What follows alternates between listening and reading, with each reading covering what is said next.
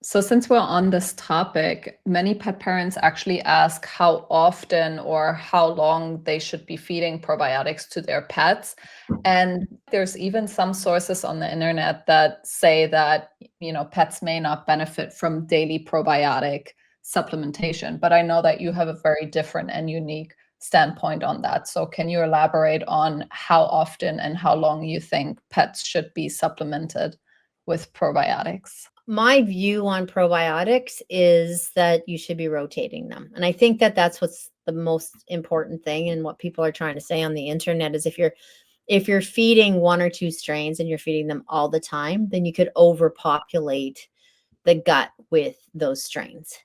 But if you're rotating through different strains, different prebiotics, so my opinion about prebiotics is very, very different too, right? So when you're looking at supplementing an animal and the prebiotic is FOS, right? Like a fructose or inulin or something like that, then you know should you be feeding that all the time? I don't know, but and it doesn't really matter. My philosophy about prebiotics is that prebiotics should be functional. So what that means is that they should be creating something else in the body besides just the prebiotic effect. They should be giving the body something else. So one of our prebiotics, as an example, is chlorella, right? Mhm. So chlorella has many benefits, antioxidants, all kinds of stuff. But we also did a very detailed study on it to see its effects as a prebiotic, and it's incredible, right? So Mhm. it's really, really good. So using a prebiotic and like a soil-based probiotic, which is what we do with our chlorella. Soil-based probiotics are giving a very different bacteria than just a regular lactobacillus. So, or turkey tail, right? So our turkey tail has all kinds of other medicinal, supportive, functional value besides. So when when I say I think that pre and probiotics should be given every day as a prevention or as a proactive approach to health, that's also saying that you rotate them and you use different prebiotics and different probiotics and keep moving it around.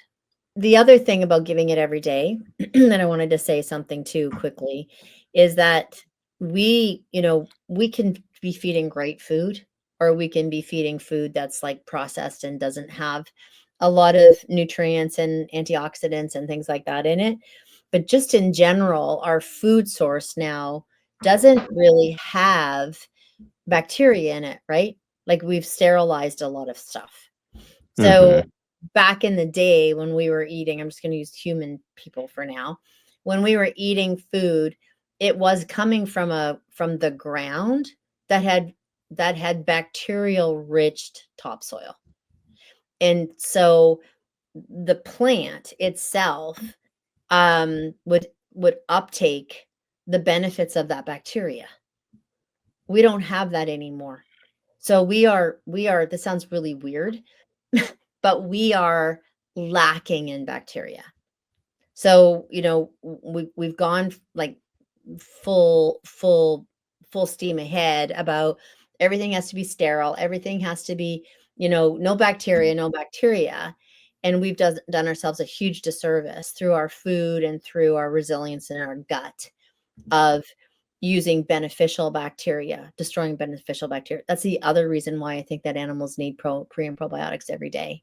And there's studies out there now that show how basically the pets that have the most diverse beneficial bacteria range are going to be the healthiest. So, which also again means that like the more beneficial different strains of bacteria Yeah. or probiotics we can give to our dogs, the better, the more vital they are, the better health they will have.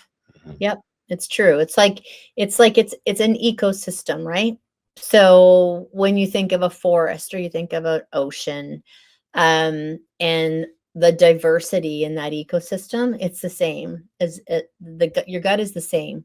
You want as much diversity as possible because every bacteria does something different. Some support the different organs, some support decreasing the amount of yeast in the gut, decreasing the amount of pathogenic bacteria in the gut.